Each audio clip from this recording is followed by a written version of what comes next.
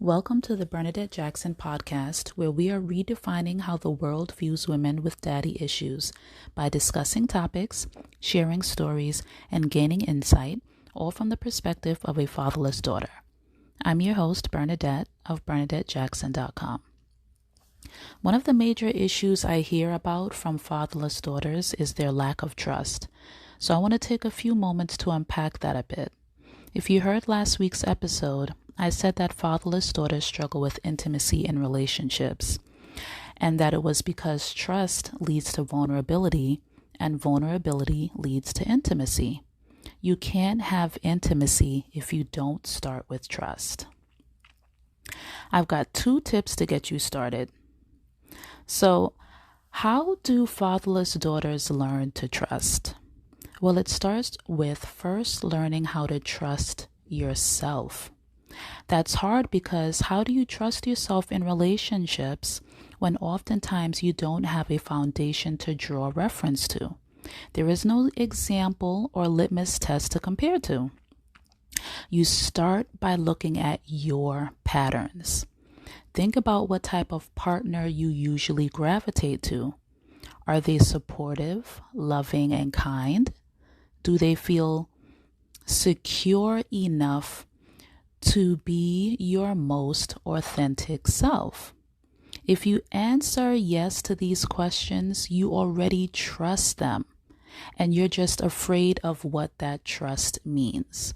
Lean into it, scary as it will be. Trust me, you'll thank me later.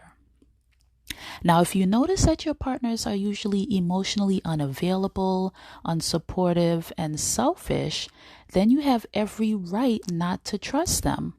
However, because I know that you don't want to continue in a relationship that isn't meaningful and fulfilling, my advice to you is to make a list of how you want to feel in relationships. Start to think about all the things that make you feel those emotions. For instance, I want to feel safe in relationships, and I feel safe when my partner spends time to really communicate with me. Once you can answer those 2 questions, you'll be able to pinpoint much sooner whether or not someone meets the standards that you have just set for yourself. Knowing yourself in this way and sticking to your guns about what you really want builds self-trust. The next tip that I have for you is to look for the evidence. I know how my imagination is set up, and I will sit there and start dreaming up scenarios of situations that I'm currently dealing with when I don't know what the outcome is going to be yet. And then I'll go through all of the emotions of that scenario as if it's real.